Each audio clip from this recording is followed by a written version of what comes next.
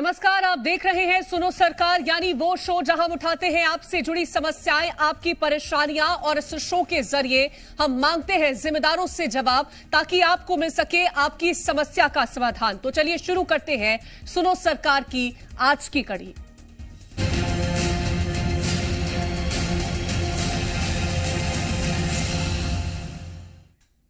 सुनो सरकार में आज बात उन अधूरे वादों की जिनका खामियाजा अब जनता को भुगतना पड़ रहा है। बीते दिनों हमने तकरीबन सभी वर्गों को सड़कों पर अपनी अपनी मांगों को लेकर के हड़ताल करते हुए देखा, और इस बीच कई वर्ग सरकार ने साधते हुए बड़ी बड़ी घोषणाएं भी की, लेकिन वो घोषणाएं महज चुनावी निकली, क्योंकि जो वादा सरकार ने किया वो पूरा नहीं हुआ। तो कई ऐसे वर्ग रहे जिनकी ओर सरकार ने ना देखा तक। ऐसे में सवाल है कि क्या सरकार ने महज वोट बैंक के लिए घोषणाएं की? क्या ये वादे और दावे महज चुनावी थे? करेंगे चर्चा, लेकिन उससे पहले रिपोर्ट देखिए।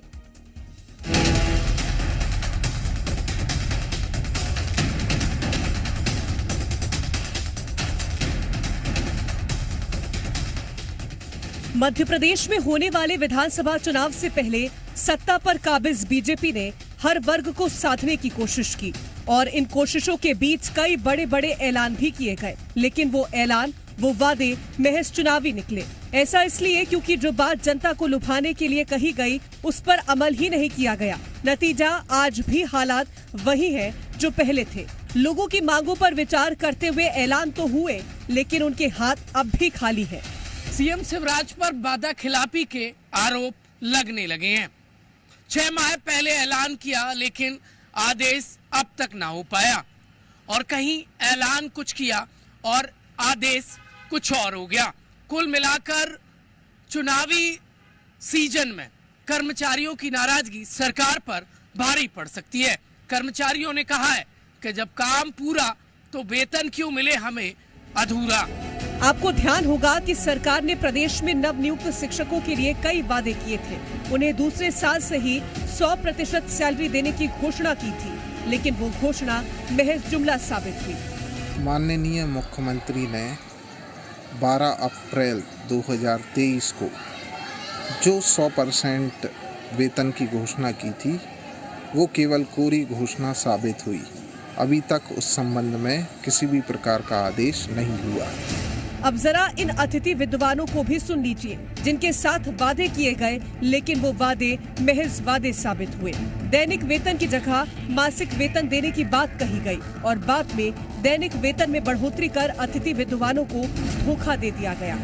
25 साल से अपना पूरा बहुमूल्य समय दे रहे हैं, और एक पीएससी ज्वाइनिंग होती है और हम लिटरली बाहर हो। और मुख्यमंत्री जी का आदेश था, ये कैबिनेट में भी मंजूर हुआ। से पूरी प्रयास कर रहे हैं, सारे कोशिश कर रहे हैं कि 1-2 दिन आचार संहिता लगने के पहले हमारा जो संशोधन ऑर्डर है वो दे दें, और मुख्यमंत्री जी और कैबिनेट से जो चीज पास हुई उसे मंजूर कर। नंबर 1, किसी भी साथी को बाहर नहीं किया जाएगा, मतलब फॉलन आउट नहीं किया जाएगा, एवं मासिक 50,000 रूपए दिया जाएगा। सरकार के वादे अधूरे रह गए, घोषणाएं हवाई साबित हुई, लेकिन मामले पर सियासत जारी है। जहां बीजेपी अब भी घोषणा पूरी करने का दावा करने में जुटी है, तो वहीं दूसरी ओर कांग्रेस ने सीएम को घोषणा वीर बता दिया। शिवराज जी को घोषणावीर इसीलिए कहते हैं, फिर उनको बुरा लगता है कि निजी टिप्पणियां हैं, व्यक्तिगत आरोप हैं, ये सारी चीज़ें हैं। इस पे और घोषणावीर नहीं कहेंगे तो क्या कहेंगे? भाई जो नियम था, आपने कहा कि नहीं मैं सबको बाईपास कर दूंगा, पहले साल 70-80% और अगले साल से पूरी तनख्वाह देंगे, तो क्यों आदेश नहीं पारित किया? आप जगह जगह पे शिलान्यास तो करते घूम रहे थे, लेकिन जो करने की चीज़ें थी वो करने से पीछे रहे। देखिए, मुख्यमंत्री जी जो कहते हैं उसको पूरा करते हैं। आप देखें, चाहे उन्होंने संविदा कर्मी की बात करी हो, पंचायत सचिव की बात करी हो, आशा उषा कार्यकर्ताओं की बात करी, आंगनवाड़ी कार्यकर्ताओं की बात करी, सबकी विधिवत आदेश भी निकले और सबकी बातों को पूरा किया है। यदि इस मामले में भी कोई टेक्निकल, कोई शायद इसको अभिमत वगैरह लेने का मामला था, तो उसमें कोई यदि देरी हुई है तो जो कहा है उन्हें पूरा होगा।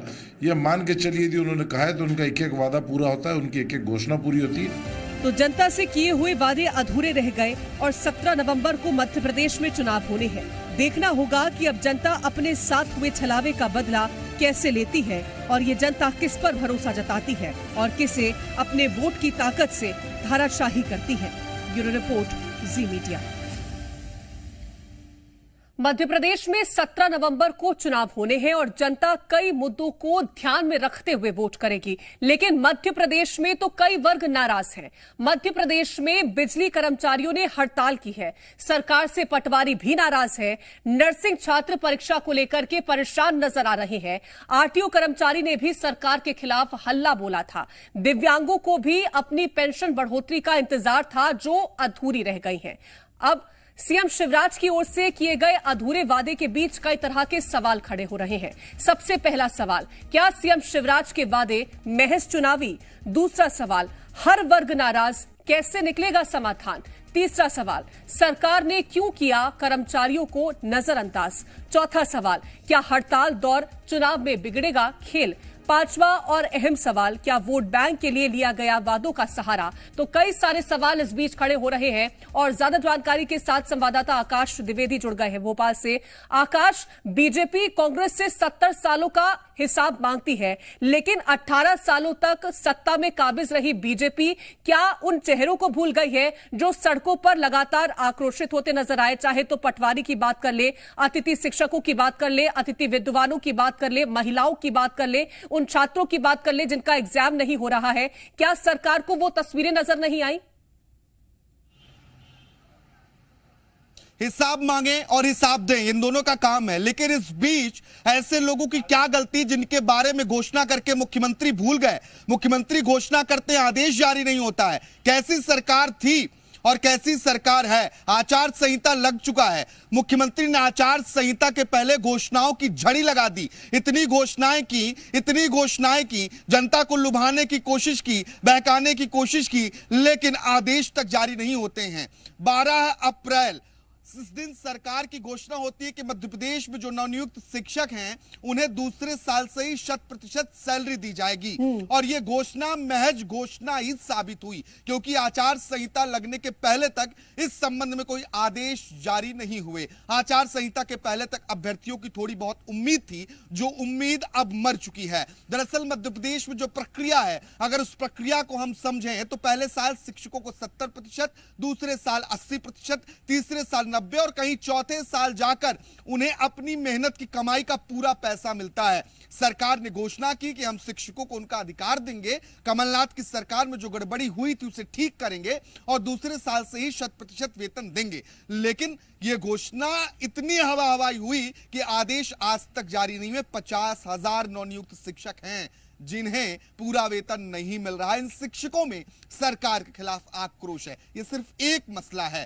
अतिथि विद्वानों की महापंचायत में मुख्यमंत्री 50,000 रुपए तक वेतन देने की घोषणा करते हैं, आदेश उसके विपरीत जारी हो जाते हैं। अब अतिथि विद्वानों में भी वही हालात हैं। पटवारी सड़कों पर थे, लंबे वक्त तक उन्होंने प्रदर्शन किया, सरकार के खिलाफ लामबंद रहे। नर्सिंग की परीक्षाएं मध्य प्रदेश में हो नहीं रही हैं। नर्सिंग के बच्चे दर दर की ठोकरें खा रहे हैं। कोई बच्चा 3 साल 4 साल से एक ही कक्षा में पड़ा हुआ है और मंत्री जी से सवाल पूछिए तो हाईकोर्ट का हवाला देकर कन्नी काट लेते हैं। ये मध्य प्रदेश में हालात हैं और ऐसे में मध्य प्रदेश में यह हालात होना युवाओं के साथ खिलवाड़ जैसा है, क्योंकि सरकार युवाओं की बात तो करती है, लेकिन युवा इस कदर परेशान हैं कि उन्हें सड़कों पर कटोरा लेकर बैठना पड़ा। ये तस्वीरें भी हमने राजधानी भोपाल में ही देखी हैं। सरकार 1 लाख भर्ती का दावा करती है, लेकिन भर्तियां हुई कितनी? इसका आकाश, सिर्फ 1 लाख की बात नहीं है। जिस मंच पर मुख्यमंत्री गए उन्होंने 1 लाख भर्ती का वादा किया।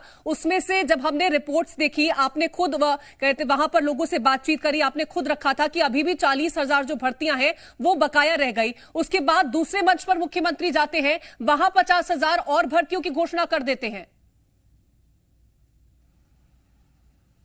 यही तो दिक्कत है कीर्ति, कि घोषणाओं पर रोक लगी नहीं रही है। घोषणा पर घोषणा हो रही है और उन घोषणाओं पर अमल कितना हो रहा है इसका कोई ध्यान देने वाला नहीं है। कांग्रेस पार्टी अब मुख्यमंत्री को घोषणावीर मुख्यमंत्री के साथ ही धोखावीर मुख्यमंत्री भी कहने लगी है। यह कांग्रेस के बड़े नेताओं के बयान है आज के सिलसिले में अगर हम सुने तो, क्योंकि चुनाव के ठीक पहले जिस तरीके से जनता को लुभाने की कोशिश की गई है, उस कोशिश से देखिए निश्चित तौर पर सियासी पारा हाई हुआ है। और हो भी क्यों ना, क्योंकि एमपी में 18 सालों से शिवराज सिंह चौहान मुख्यमंत्री हैं, भाजपा की सरकार है और 18 साल बाद भी अगर हालात नहीं सुधरे हैं तो वाकई में यह मध्य प्रदेश के लिए चिंता का विषय है। बीजेपी के तमाम दिग्गज दावा जरूर करते हैं कि बीजेपी ने एमपी को बीमारू राज्य से विकसित राज्य बना दिया, लेकिन आज भी युवा दर दर की ठोकरें खा रहे हैं। आज भी अलग अलग वर्ग परेशान है। कर्मचारियों को पुरानी पेंशन योजना का लाभ नहीं मिल रहा है।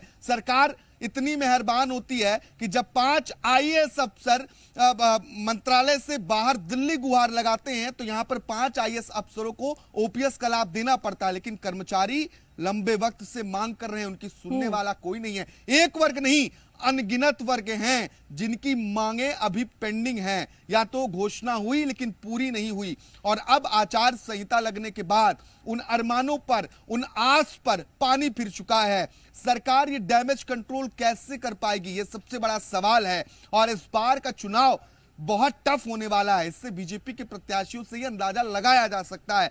ऐसे में चुनावी साल में अलग अलग वर्गों की नाराजगी, सरकार की घोषणाओं पर अमल न होना कहीं भारतीय जनता पार्टी पर मध्य प्रदेश में भारी आकाश, लेकिन बात अगर की जाए, सरकार ने हर मंच से बड़े बड़े दावे किए, बड़े बड़े वादे किए, ये क्या महज घोषणा के तौर पर ही देखा जाए? क्योंकि अगर मंशा होती सरकार की कि इन दावों को, इन वादों को पूरा किया जाए तो सरकार तो कर सकती थी, लेकिन क्या सिर्फ वो घोषणा थी लोगों को लुभाने के लिए?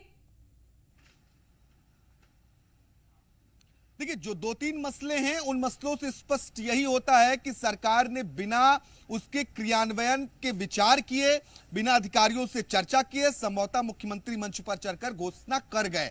क्योंकि अगर घोषणा हुई तो उस संबंध में आदेश जारी होने चाहिए। 1, 2, 4 दिन की बात नहीं है, महीनों बीत चुके हैं कीर्ति। महीनों बीत जाने के बाद भी स्कूल शिक्षा विभाग के अफसरों को मुख्यमंत्री की घोषणा का पता तक नहीं है। और जो चयनित शिक्षक हैं, जो नवनियुक्त शिक्षक हैं, वो इस कदर आंदोलन चला चुके हैं कि किसी के कान में जू तक तो रेंग ही जानी चाहिए थी। लेकिन ना तो मंत्रालय में बैठे अफसरों को ये आवाज सुनाई दी, ना सीएम हाउस में बैठे मुख्यमंत्री को यह बात सुनाई दी, और ना ही स्कूल शिक्षा मंत्री इंदर सिंह परमार को बच्चों बिल्कुल आकाश, लौटेंगे आपके पास, लेकिन जनता को और भी हम ग्राफिक्स के जरिए एक बार जानकारी दे देते हैं, उसके बाद एक बार फिर से आपके पास लौटेंगे।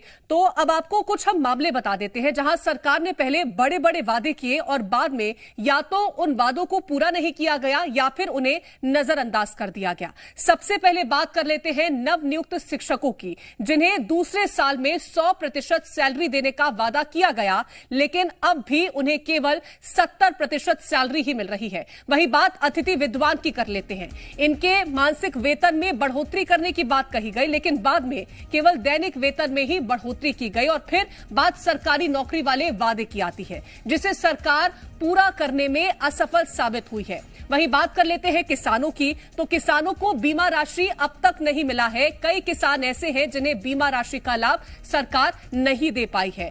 तो जिस तरह से हमने आपको बताया कि कैसे कैसे अलग अलग वर्ग नाराज चल रहा है, आकाश हमारे संवाददाता लगातार जानकारी दे रहे थे। आकाश, ये वही वर्ग है जो अपने दिमाग में इस बात को लेकर के ध्यान में रख करके वोट करने जाएगा, और उस वोट की चोट सरकार को बहुत गहरी पड़ सकती है। बिल्कुल, और चोट कहीं ऐसी ना लगे कि वो घाव भरे ही ना, इस बात को भी ध्यान में रखना होगा। बात किसानों की हो रही है तो सोयाबीन की फसलें हाल में बर्बाद हुई हैं। किसान इस कदर परेशान हुआ, मध्य प्रदेश का पीला सोना कहा जाता है सोयाबीन को, लेकिन अब किसान कतराने लगे हैं। कभी बारिश नहीं हुई, इस वजह से फसल खराब हुई, तो अचानक इतनी बारिश हुई कि फसलें अंकुरित होने लगी, झल्लियां लग गई, खराब हो गई, सर्वे तक नहीं हुआ। किसी किसान ने जहां पर 6 लाख रुपए खर्च किए थे फसल बोने के लिए, और जब फसल काटे तो 1 बोरा सोयाबीन निकलता है। इसकी कीमत कितनी होगी? दाने इतने बेकार हैं, उनके दाम नहीं मिलने हैं। ये किसानों की बात है। नौजवानों की बात हम लगातार कर रहे हैं। नौजवान इस कदर परेशान है कि एमपीईएसबी की परीक्षाएं हो चुकी हैं, कैलेंडर देखिए, परीक्षाएं हो चुकी हैं, रिजल्ट ही नहीं आया है। अब अगली सरकार क्या करती है किसको पता। आचार संहिता के बाद, चुनाव के बाद जो नई सरकार बनेगी, वो क्या इस सरकार की, अगर ये सरकार रिपीट नहीं होती है तो इनके वादों पर, इनके दावों पर, इनके वचनों पर क्या वो अमल करेगी? युवा किस आधार पर टिके रहें? पटवारी भर्ती परीक्षा होती, 8000 पटवारियों की भर्ती परीक्षा अधर में लटक गई। जांच आयोग की अब तक रिपोर्ट नहीं आई है। मुख्यमंत्री ट्वीट करते हैं कि 31 अगस्त तक इस रिपोर्ट को सौंपना है। कहां गई वो रिपोर्ट? क्या मुख्यमंत्री, जिनके पास सामान्य प्रशासन विभाग है, उनको खबर नहीं, उनको पता नहीं है युवाओं के साथ क्या खिलवाड़ चल रहा है। इन 8,000 पटवारियों की नियुक्ति हो पाएगी? कौन इन्हें भरोसा दे रहा है? एक तरफ पटवारी जो फर्जीवाड़े से परेशान है, दूसरी तरफ वो पटवारी भर्ती परीक्षा के अभ्यर्थी जो चयनित हुए, जो कह रहे हैं हमारा कोई दोष ही नहीं है, तो हमें तो नियुक्ति दीजिए। बिल्कुल। और जब नियुक्ति पत्र मांगने जाते हैं तो उन पर लाठी डंडे बरसा दिए जाते हैं। यहां पर इस तरह से देखा जाए कि अगर आप नियुक्ति पत्र मांगते हैं तो आप बहुत बड़े अपराधी, आपने बहुत बड़ा अपराध कर दिया है, क्योंकि आपने परीक्षा दी और आप पास हो गए थे। फिलहाल तमाम जानकारी पहुंचाने के लिए बहुत शुक्रिया है आपका, आकाश।